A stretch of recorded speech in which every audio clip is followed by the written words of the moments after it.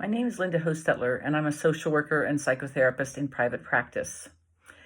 I find responsibility and this discussion around who's responsible in a given situation comes up with a lot of clients over and over again. So let me start by telling you a little bit about some definitions when I talk about what responsibility is. So responsibility is a state of having a duty to deal with or control something or someone. It's having a duty to deal with. And it's really quite different from accountability in that responsibility is about the initial actions, and then accountability is what happens after something has already happened. And then there's another word that comes up a lot when we start talking about responsibility, and that is blame. And blame is never useful. Blame is about how one chooses to respond to actions. And the blame is when we try to make one person responsible. And there is a negative judgment about what they did or how they did something. And blame is often destructive in relationships, and it's a game stopper. No one wants to feel blamed. Nobody wants to be told that they are totally responsible for something. From a psychotherapy perspective, it's always important to take the appropriate amount of responsibility. Not too much, not too little. And taking responsibility for what isn't yours is what I call faulty responsibility. It is responsibility, but it's doing it in a faulty way that's not useful, not helpful, not for the person taking the responsibility or for the other person in the relationship as well. And it is really common to take extra responsibility, faulty responsibility. It's common when the person has little power and they really don't want to accept how little power they have, and they try to take responsibility for that which is not theirs. One of my most commonly used phrases, I say this weekly with many, many different clients in a variety of settings, but regarding responsibility, I admonish individuals to take 100% responsibility for their 50% of the relationship. Let me say that again. It is important to take 100% responsibility for your 50%.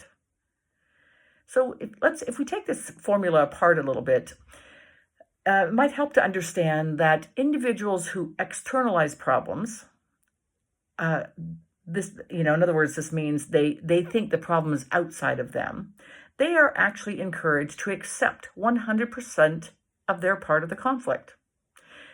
It helps if they begin by asking themselves in every single situation to consider their part of the conflict. Don't begin with blame. Don't begin assuming the other person is totally responsible. It's really important that you don't attack the other person, but that you begin any conversation by asking yourself, what is my responsibility in this conflict?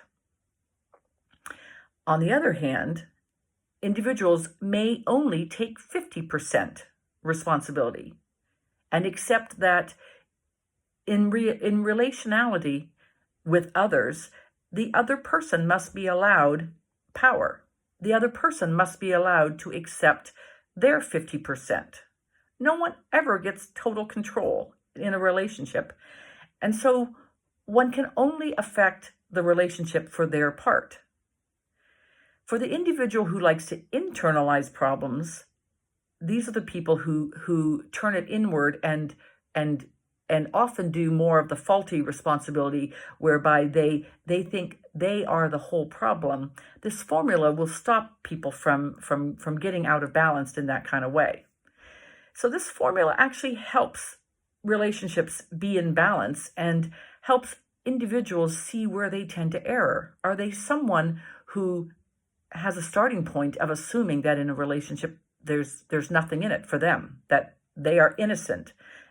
Or are they someone who goes the opposite and actually goes to the place where they try to take on more responsibility than they actually should have and do have.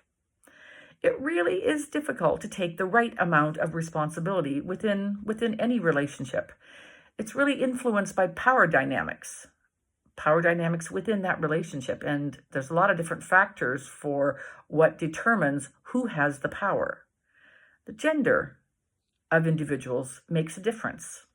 We know that men typically have more power than women or non-binary genders. We also know the role is significant in understanding power. It's important to understand whether it's in the workplace and it's a boss or an employee, or maybe it's a home situation where there's a mother, father, maybe a child or a sibling, or if it's spousal and there are two people in the relationship. So this is important to understand how these roles play a part with responsibility. The age of the individuals also matters. We tend to think older people have more power over younger people, but this might switch at a certain point. So it really only goes up to a certain age, and then we might actually find that people who are much older hold significantly less power. Cultures are quite different also when it comes to power, and we may find different personalities and different traits in various cultures being influenced by the power dynamics. Too many to list here. There's really a lot of other dynamics that also come up, but they're all when there are value bases and expectations, and this will determine in a given relationship who holds the power in what kind of proportion, in what kind of a ratio, and this will influence how much responsibility someone takes for conflict that shows up in that relationship. Many people are drawn to psychotherapy to resolve childhood issues, and it's very easy to get stuck in old patterns of childhood where an individual is playing out helpless patterns of the child in conflict with their parents. They fail to recognize that they are now adults and they could take on a reasonable amount of responsibility and negotiate with others to take their reasonable amount as well. Updating to a shared responsibility where each party begins every conversation about conflict, beginning by taking responsibility for their part in the conflict moment. And if this would be done more often, it can lead to healthy relationships that are balanced and feel good and positive for all members involved.